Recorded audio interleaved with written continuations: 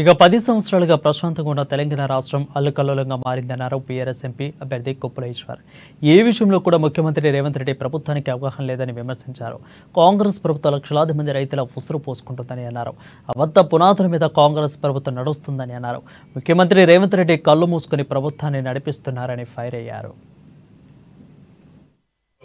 ప్రశాంతంగా ఉన్నటువంటి రాష్ట్రం ఈరోజు అల్లకల్లోలమైనటువంటి పరిస్థితిని మనం కొత్తగా చూస్తున్నాం. 20 లక్షల ఎకరాలలో పంటలు ఎండిపోయినాయని చెప్పడం జరుగుతాం. ఎక్కడ కూడా నీళ్లు లేవు. నీటి నిర్వహణలో ఘోరంగా ఫెయిల్ అయినటువంటి ప్రభుత్వాన్ని మనం చూస్తున్నాం. మేడిగడ్డ నుంచి నీళ్లు ఎత్తి రైతులకు ఇచ్చే అవకాశం ఉన్నా నిర్లక్ష్యం చేస్తూ మరి లక్షలాది మంది రైతుల యొక్క ఉసురు పోసుకుంటున్నటువంటి పరిస్థితి కూడా మనం చూస్తా ఉన్నాం.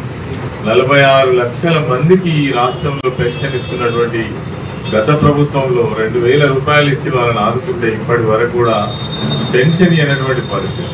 అబద్ధాల పునాదుల పైననే బతుకుతున్న ప్రభుత్వం ఏదైనా ఉంది అంటే అది తెలంగాణ రాష్ట్రంలో కాంగ్రెస్ ప్రభుత్వం, రేవంత్ రెడ్డి ప్రభుత్వం అని ఖచ్చితంగా చెప్పవచ్చు. డిసెంబర్ 9 నాడు 2 లక్షల మీద గొడవ చేస్తున్నారు, నోటీసులు ఇస్తున్నారు, ఇండ్లకు తాళం వేస్తున్నారు. మాకు ప్రభుత్వంతో సంబంధం లేదు, మీరు రేవంత్ రెడ్డిని అడుక్కోండి కానీ మా డబ్బులు